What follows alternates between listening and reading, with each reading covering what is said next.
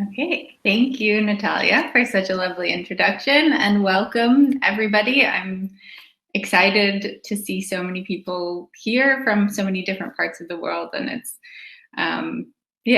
just a nice thing to be able to get to interact with so many people in this very interesting time that we're all experiencing. So thank you for joining us also for this webinar, and I hope this is helpful. As Natalia said, please definitely ask questions that come to mind and put them in the chat box, and we will try and get to as many as we can. Just to reiterate, as Natalia mentioned, I'm a PhD candidate. My field is theater specifically and theater history. Just to plug quickly, I will be having another webinar next week about studying theater in the US. So if that's something that interests you, obviously there are a number of sort of allied disciplines in the arts that you might also find it interesting to attend that next week. So just a little future plug. So let's get started today, though, just to give you a sense of the webinar that we'll be having this afternoon. So we're talking specifically about your personal statement for your college applications. And what we'll go over is what exactly the purpose of that is, which gives it some context and some weight in terms of why this is necessary. The basic overviews of the essay itself, some specific tips, and these are drawing from a number of different resources. I'm sure as most of you are already thinking about applying and have been thinking about your applications, you know there's a huge number of resources. So I've pulled from a number of these essay writing resources to look at what is really recommended and what to avoid. And then I have kind of a page that's really just for you of brainstorming prompts as you start thinking, since it's never too early. And then we'll have some time at the end for addressing your questions, so you can send them as I go or save them for the very end. It's up to you. Okay, so what is a personal statement? Why is this something that you have to do on your application, and what is its purpose? So ultimately what it is, as you know, is an essay that's somewhere between 250 and 650 words. Highly recommended not to go under 500, even if you're allowed to write less than that. It might not feel this way now, but it's very difficult to say anything substantive in less than 500 words. So as a ballpark, that's really what you should be shooting for. So aside from the concrete of what it is, why do you have to do this, right? So your statement of, your personal essay's purpose is really about you being able to express yourself for who you are as a holistic person. And this is really the only place on your application in which you get to showcase that. So everything else is kind of talking about who you are as a student, or who you were as an employee in some facility, or what a teacher has had in terms of interactions with you. But this is about who that person is that brings all of those things together. So this is how you can show why perhaps you're best suited to this school. It's also a way to talk about your skills and interests, so who you are to this school and also what you're bringing to that school environment. It's a chance for you to get to showcase your personality and your writing skills, of course. And then this last point, it's also a way, if you have something on your application that might otherwise raise a question for the application committee, it's a place for you to address that. So for example, if you had a low grade in a particular class, if you had extenuating circumstances, as we all have at the moment, but perhaps a death in the family, or you had to start working more than half time or something like that, or you took a gap year. I know in particular, this is less common in some parts of the world. So people who take a year between high school and college, and this could be a place that you can discuss that and essentially strategically discuss it so that it comes across as how you've grown perhaps over this last year, what skills you've gained, or what job opportunities you took advantage of, so that it isn't just leaving the application open for people to wonder what happened during that time. Okay, so from that purpose, then, let's talk about then back to these sort of nuts and bolts. So this is a narrative essay. As I'm sure most of you already know, that's not exactly the kind of writing that we normally get to do in school and that you will undoubtedly be doing the majority of once you're in university. It's not analytical. It's really structured around talking about you, and to that end, you're essentially telling a story. So, right, it's a narrative, which means story. So you are structuring it in there's a thesis that you're building upon, but it's not an analysis of anything. It's an organic narrative structure. It's a good idea to focus on something specific, and you can scaffold in other things about yourself, and we'll talk a little bit about how we get to details in a moment. But it's best not to try and fit in every last thing about you, but to really hone in on perhaps one particular issue that you've overcome, or one particular experience that you've had that has really shaped who you are, things like that. Evocative examples are the way that you're going to be able to really illuminate this narrative for the committee. And don't forget that, of course, it's a sorry reminder, but it's always worth reminding to applicants that there are so many people applying that you really want to be able to stand out. You want to hook someone, we'll talk about that in a moment, and really give them a world that they can fall into in this essay. That said, you want to use creative language, but don't let the language distract from what you're talking about. So as we call it, 50-cent words are actually more of a deterrence. If there's any sort of words that are too fancy, that's going to not necessarily convey as evocatively as maybe something simpler that's sort of strung together in an interesting way. We can talk about that. It's kind of a nuanced idea, but overly flowery language is often a turnoff. So just a tip. Okay, so hooks. This is a very important part, as I'm sure most of you know from being internet savvy beings, as evidenced from here online. Clickbait is essentially the same idea. You want to be able to hook someone right away from the get-go so that they are interested in reading the rest of your essay. And granted, it's not so long, you know, you would hope that someone's going to read the entire essay no matter what the beginning is, but this is going to give you a leg up in terms of how you're standing out from that huge stack of other applications.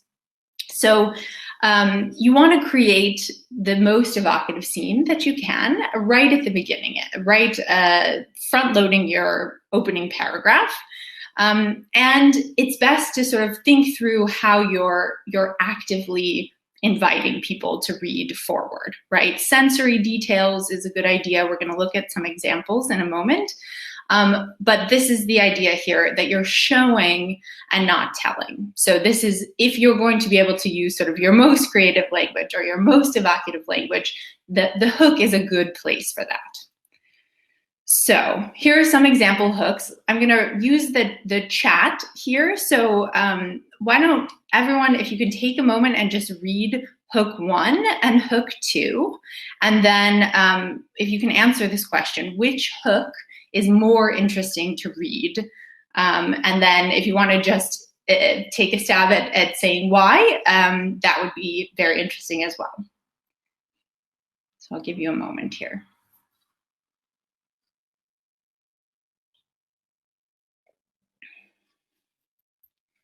Okay, we're seeing some ones, yeah.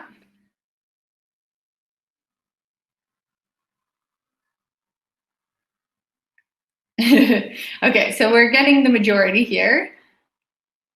Number 1.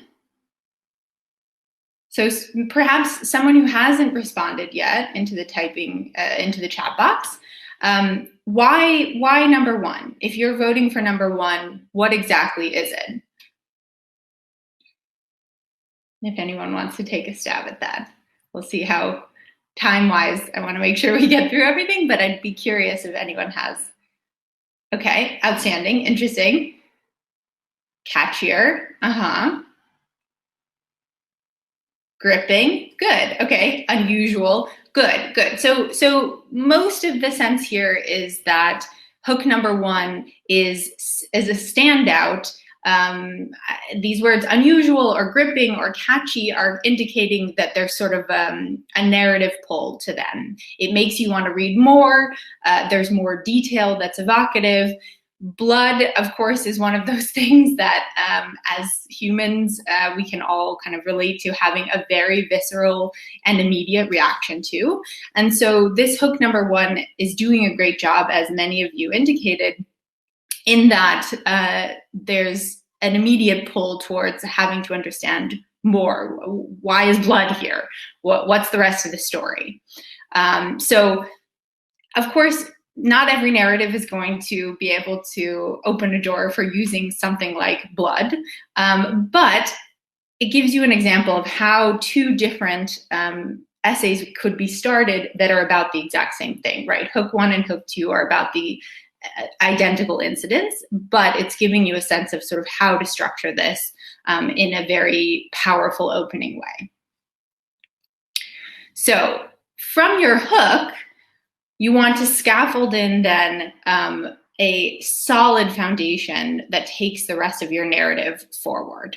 So you definitely want to follow through from where you began. You shouldn't use a hook, of course. I'm sure this is obvious to most of you. You don't want to use a hook just for the sake of it being a hook, but you want a hook that then lays out where you're going with the rest of this essay. So you're building on a scene. Essentially, if the hook is your opening scene in a play, you need to be able to follow the structure of that to its natural endpoint. You are telling a story, so you need further examples that contextualize also how this story is then related to your application and what your goals are in school, or what your goals are in terms of this specific discipline that you're following. Again, vivid and evocative details. This, to follow through with the theater metaphor as well, you're thinking about your setting and your characters, and then what sort of senses you're evoking with those players. So are you the only character in this essay? Is perhaps an employer or a family member or some other situation in which someone else was involved and it triggered something? Just make sure to kind of keep track of who is in your narrative here and what sort of setting you've laid out. Shorter sentences and shorter paragraphs are a good idea, particularly with such a short space of around 500 words, because it also helps the flow. So of course, you know, I'm guilty. I'm sure many of you can also recognize this in yourself. Run-on sentences are great and they can be so much fun, and you know, it feels very creative, but it's very easy to lose someone in the short span of this essay if you're running on too much. So just be aware, and often it's better to sort of break things down into digestible chunks and sentences. That said, varied length is okay as long as you don't go on for too long. So do you have 2 commas or 2 commas and a semicolon in this sentence? You know, how long is it going on, and know when to stop, which I'll say is my first reminder, and I'll come back to it in the end. It's great to read through your essay as many times as possible before you send this in. So I'll say it again later, but start writing now, and always go through at least once and read out loud before you send this in. And if you're running out of breath when you're reading through a sentence, it's too long. Another trick is to use active verbs. So instead of saying, my contribution to this project was, or my dissertation does this thing, you want to make sure that you are in the active position in talking about this. So there's a sense that you could also be showing this instead of telling, but that's context specific. So like in the hook of this essay, blood was running down, you're evocatively depicting this, but at some point you do have to switch into the first person and talk about your active role or your active participation or your active discovery and things like that. But so privilege yourself in that position. This fun little image I like because most people at least can recognize the sandwich structure. But in terms of this burger, it's just a good way to kind of think through the anatomy of each paragraph. And you want each paragraph to be its own sandwich, essentially, so that it has the component parts and stands alone and it feels necessary, and it's building on sort of the larger structure that you've laid out. So here are two examples, and both of these are full sandwiched paragraphs. They have a topic sentence, supporting sentence, and a concluding sentence. But you can see, obviously, these are very different lengths. And one of them is very much full of articulated evidence and evocative imagery, and the second one is very straightforward. So it's kind of laying out the narrative and then hitting it home with this second paragraph. I'll just give you a moment if you want to read over this.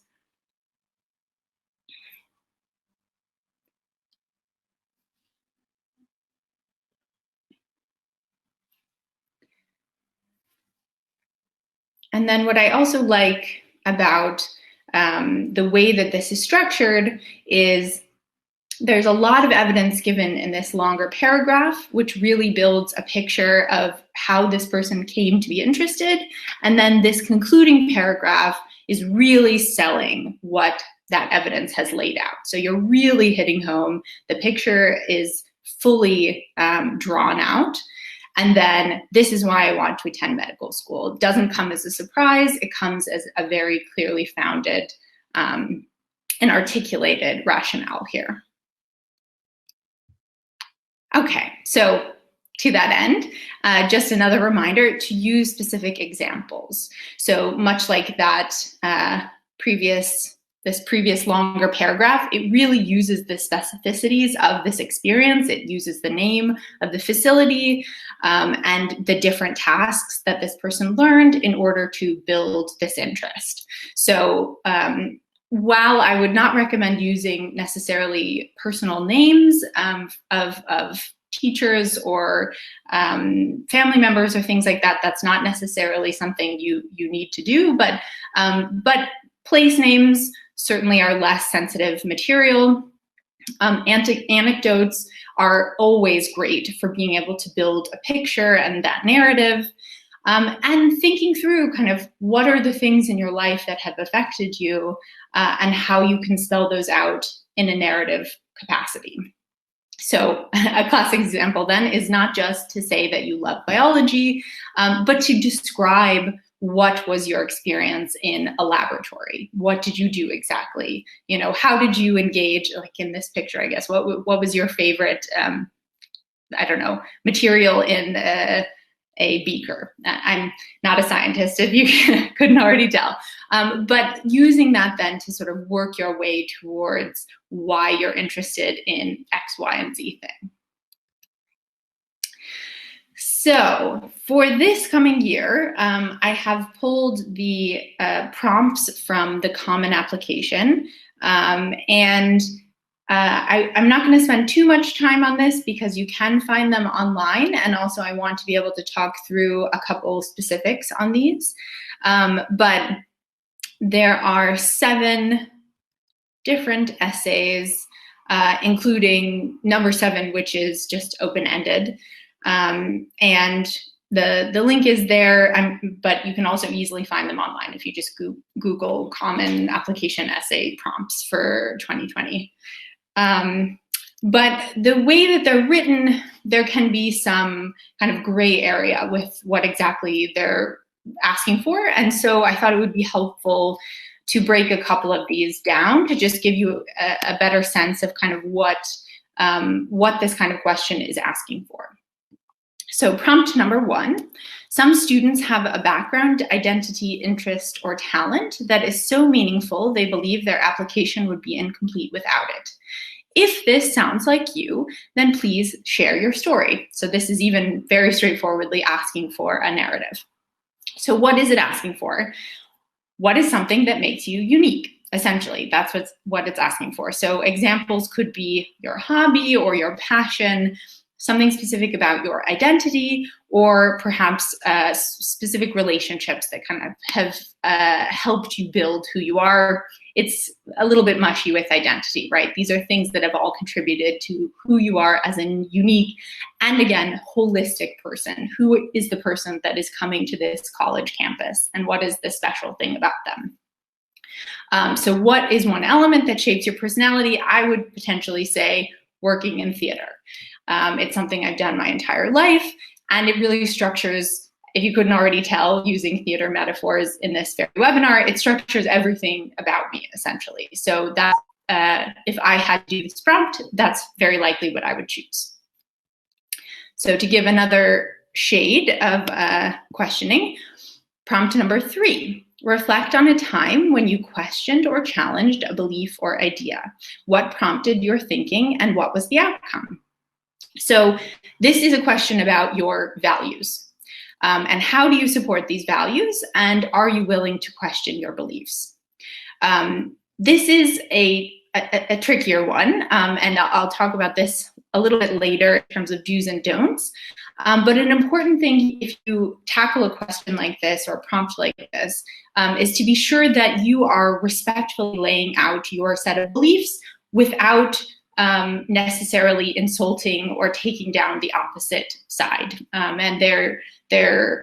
So essentially, there's an easy way to do this, and there's a more difficult or a more nuanced way to do this. And because you don't know who will be reading your applications, it's always wise to use the evidence from your perspective without having to use sort of the other side of things. We can talk about that more if there's any questions about that, but it's just an important thing to note. So this is another prompt that I would take probably in terms of cultural priorities. And my example is nationalized funding for cultural education in the US, and arguing for why I would support this kind of value in my country. Okay, and then prompt, okay, here are the underlying themes.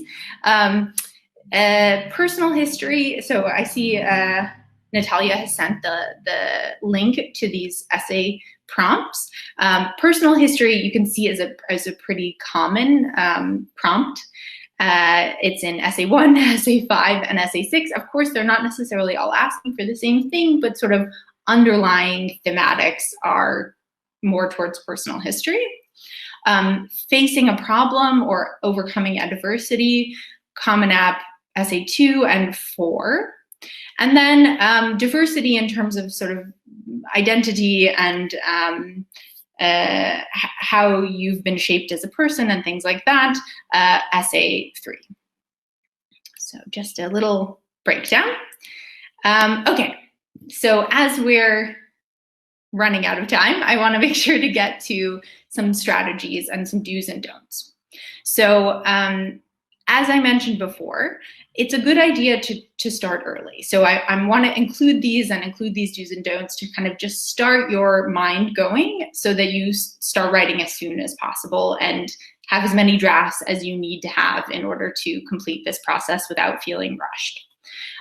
So I would encourage you to start thinking through some experiences that maybe have shaped who you are right now, maybe have shaped why you're interested in this university in particular, why you want to go to college, what you hope to gain there, and just think those things through, but maybe also write them down. You could start a list, an outline, or bullet points, and really don't judge yourself in the beginning. Kind of write down as many ideas as you possibly have. And then something that might be helpful to you that I find helpful is talking through things with other people. So friends or family, about these ideas that you have about how you've gotten from point A to point B, or why you're thinking through this next step in your life. And then if all else fails, particularly these days, if you just need to clear your head, take a break. Write down some ideas. Don't look at it for a week and come back to it. Of course, you can only do that if you have enough time. So again, I encourage you to start soon.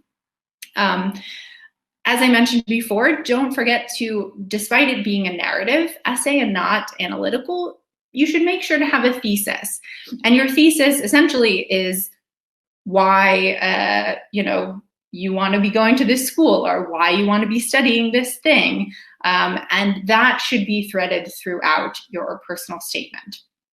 And again, you want a strong hook, and then you want a conclusion that makes sense with everything that you've laid out. You don't want to surprise the application committee in the end and say, and surprise, I want to be a biomedical engineer, and that's why I'm studying this, without having anything to do with the rest of your essay.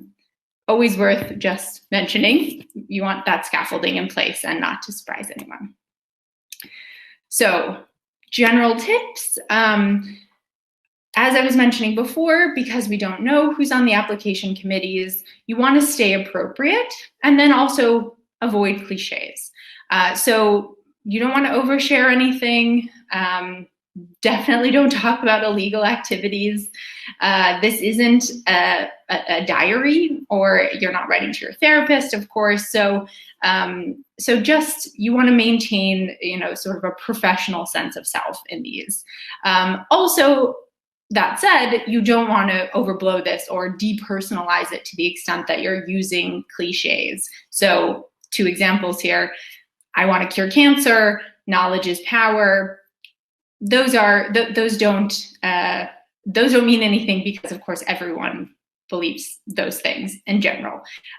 So make sure that it's tethered enough to you in your sort of professional sense of self. It's because so many people are writing these, and because so many have to be read, it's best to avoid very common quotes and passages, just for the sake of not being repetitive. And then this is another note about always reread before you send. Definitely make sure to avoid colloquialisms, especially if you're writing a draft, and then you just don't want to accidentally send, shorthand or things like LOL and stuff like that. Common mistakes. Don't plagiarize. Especially where there is that Common App number 7 prompt that is talking about drawing from a previous essay. You don't even want to self-plagiarize, really. Like it's best if you can write something that is strategically geared towards this particular application, but then also don't plagiarize from anyone else. Best not to touch, again, on controversial or political topics, unless they're very much centered in your discussion, but even then I would say tread lightly. Don't lie, obviously. Don't be repetitive.